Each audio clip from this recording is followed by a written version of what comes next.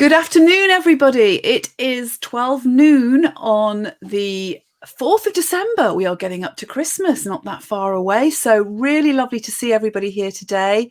And my name's Mary Gregory. This is the 7th episode of Lessons in Leadership. And I'm really delighted to welcome our guest today, who is Paul Spiers. Hello, Paul. Good morning, Mary.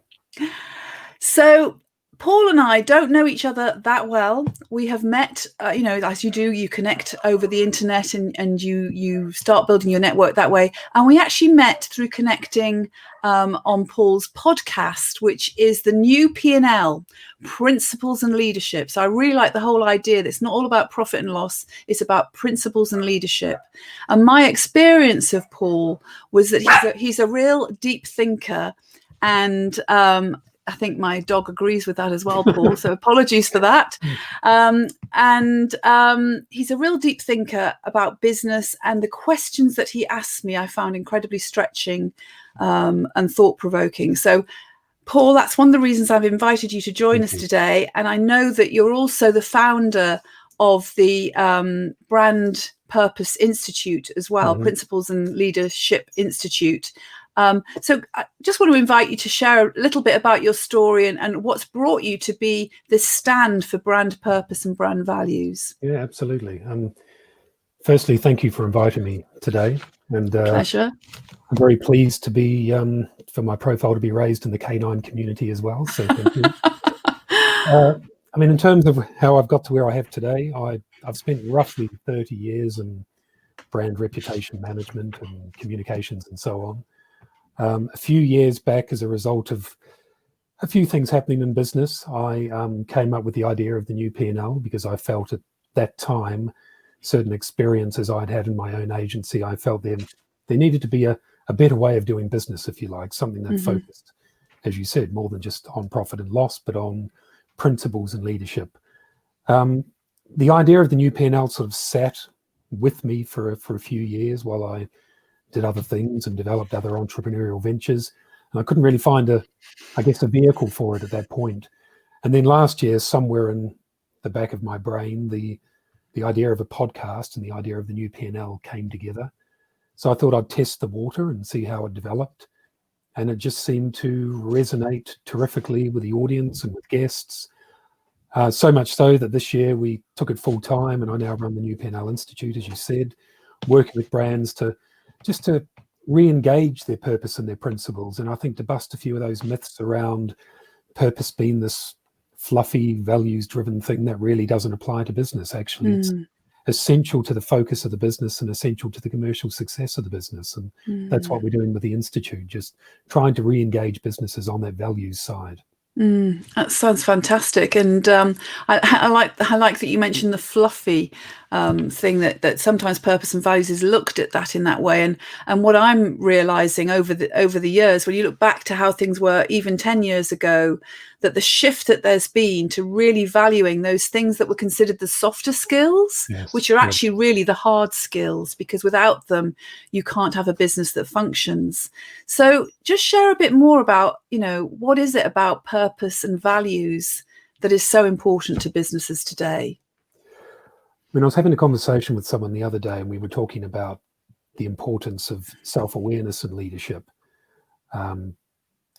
And I said at the time, self-awareness as a leader, we need empathy, we need strength, we need compassion and purpose and so on. But none of those things are ultimately achievable without a very acute sense of self-awareness. So for me, it's almost the most important characteristic of a leader, but genuine self-awareness is the greatest challenge, because we all think we're self-aware, but how do you identify what level of self-awareness you have to deliver empathy or understanding of someone else?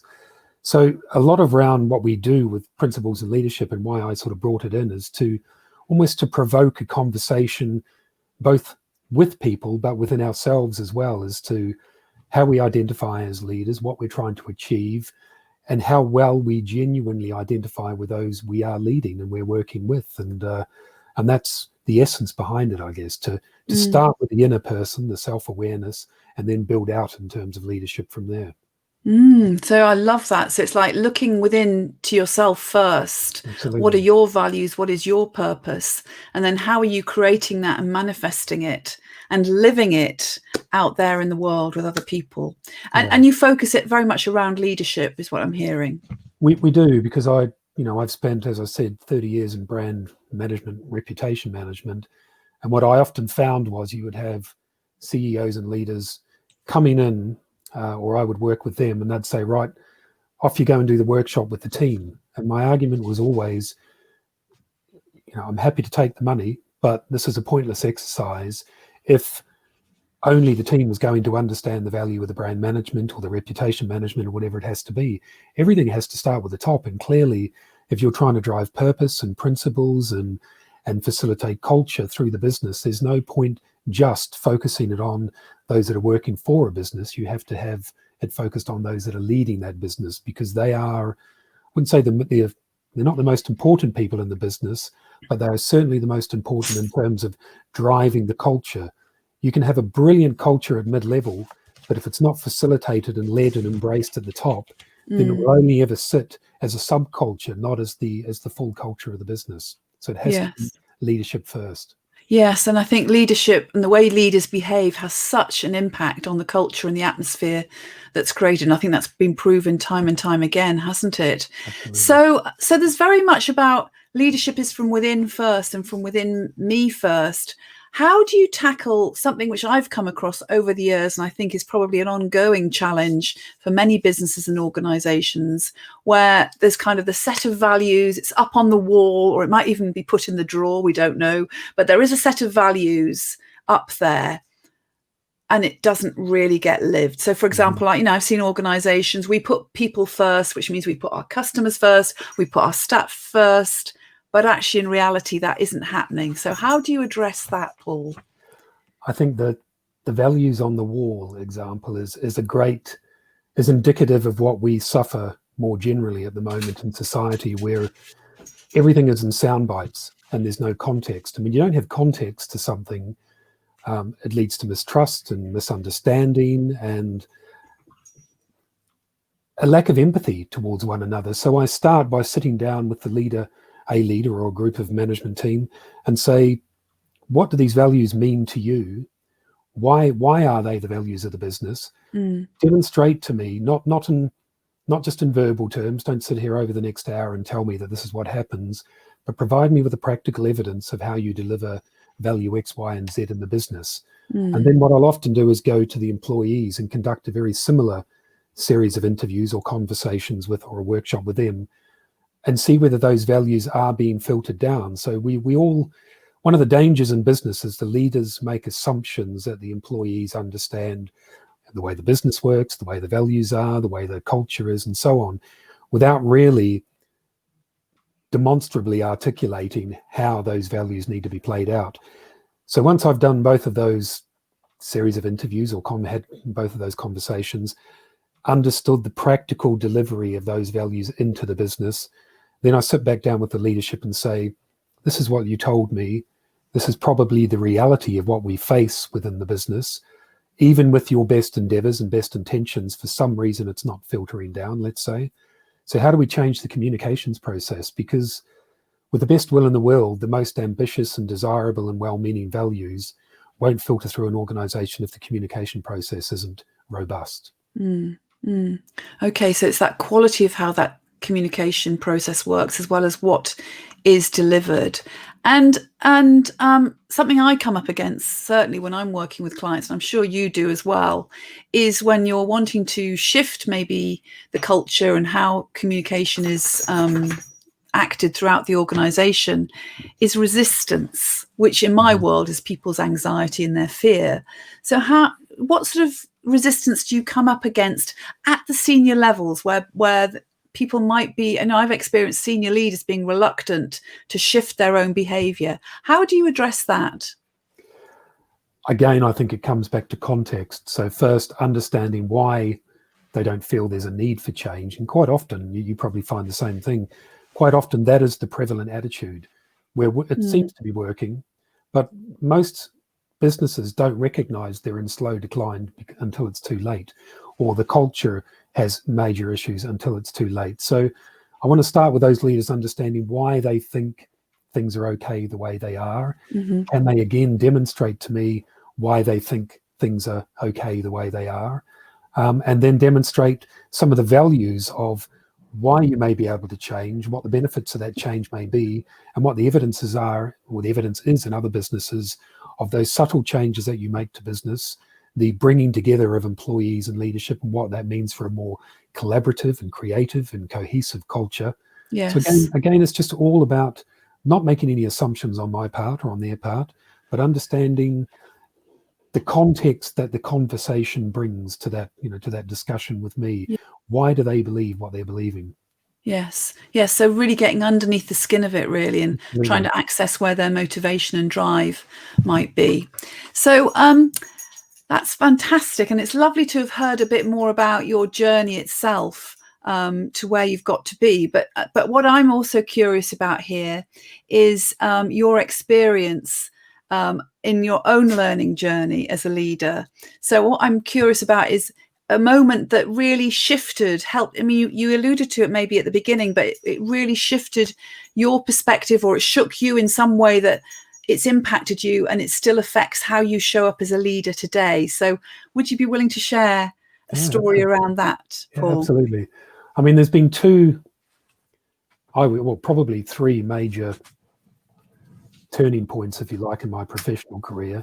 One long before I was a professional, when I was 7 years old, and I grew up in a little town called Paraparaumu in New Zealand, and the local newspaper, Cavity Observer, was giving out little vouchers that you had to collect to win a prize.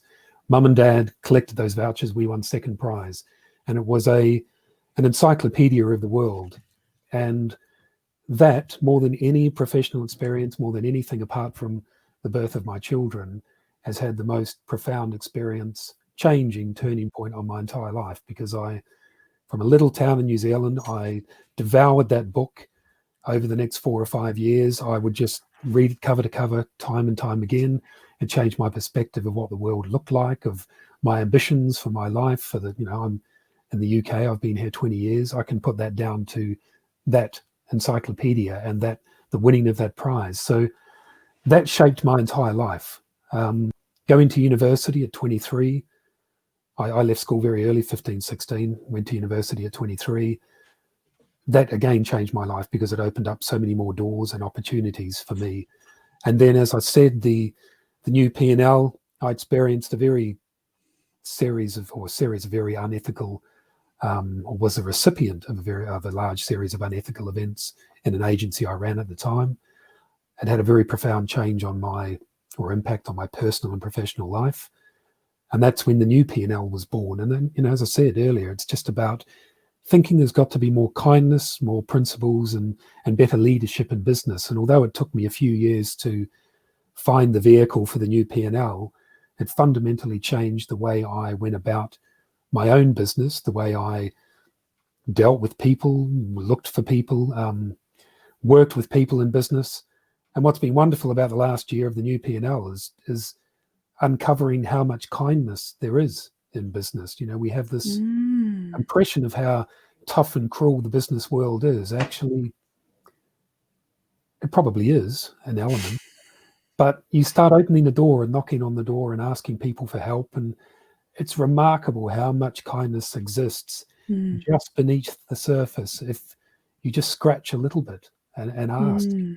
It's remarkable what comes back to you, and that's been the most wonderful revelation of the last 12 months. Not only have I launched something that has that at its heart, but actually the giving and the generosity and the kindness that's come to me as a result has been unbelievable. Yeah, that sounds fantastic. And I feel like you've given us a bonus there, because you've almost summarized 3 key learning points for yourself, and and the opening up of your hunger for knowledge and exploration, which came through that encyclopedia. But then also at the end there, the turning point when you set up the new P&L and that whole element around kindness. I think there's something there. What you're making me reflect on is it's what we focus on. If we focus on things that are unkind, that's what we'll see. But if we focus on the kindness and the support that we get within business. That's also what we see. And I suppose I like to think that human nature, and we as human beings, there's generally more good in us than there is bad. Yes. And let's, particularly through these difficult times, focus on the things that are good. And it's wonderful to hear. That's a lovely share about the whole kindness in business. So thank you for that. Pleasure. So in sort of closing today, so your parting words to our audience that may be watching this now or they may watch it later, what would you like to share? What would be the advice you would pass on to people in terms of what you've learnt and how you see leadership progressing going forward? I think it again sort of aligns with this context point I made earlier on. We are awash with information, but we're not necessarily awash with understanding that information and gaining wisdom from it. So the one thing I'm trying to do, and clearly you are with Lessons in Leadership as well, with the long form conversation, is actually just dig a little deeper. Don't just take a soundbite of information, but actually explore and try to understand and think about why someone has said what they've said and what sits behind it, and accrue knowledge and understanding and wisdom. Don't just accrue information. That would be the best piece of advice I could give to anyone from a leadership perspective. Information isn't power, understanding is power, I think. Oh, that's a great distinction. Information isn't power, which is, I think, is the old world, isn't it? Information they used to think was power. It's actually understanding. And I would say maybe how you translate that understanding into some positive action. Yeah. So that is phenomenal. So, Paul, I just would like to say thank you so much for your insights today. You didn't let me down. Very deep, very meaningful. Sorry about the dog at the beginning, but, she obviously wanted to get in on the act. And yes, if anyone wants to connect with Paul, how do they connect with you? Best place to go is principlesandleadership.com. All of the connections for the websites, for the podcasts are there. Contact form, you can contact us via principlesandleadership.com. Fantastic. Thank you so much. So we're coming to the end of today's show, everybody. Thank you so much for watching episode 7. Do join us next week for Lessons in Leadership episode 8, where we have Kim Adele Platts, who is a former CEO and currently a leadership expert and executive coach. And Kim has, it's going to be very pertinent what she's talking about next week. It builds on the theme of kindness, actually, that you've opened up for us today. So thank you for that, Paul. So Kim has headed up many situations where there's been restructurings and downsizing in organizations, which I think is very pertinent for what is happening in the world at the moment. And her whole commitment and passion is about how do you approach restructure, downsizing, and keep the people at the heart of that, and use kindness as the approach you take in implementing those downsizings. So do join us 12 o'clock next week for episode 8 with Kim Adele Platts. Paul Spiers, it's been such a delight. Thank you, Mary. I'll see you again, no doubt. And everyone, take care. Have a great weekend. See you next week. Bye-bye.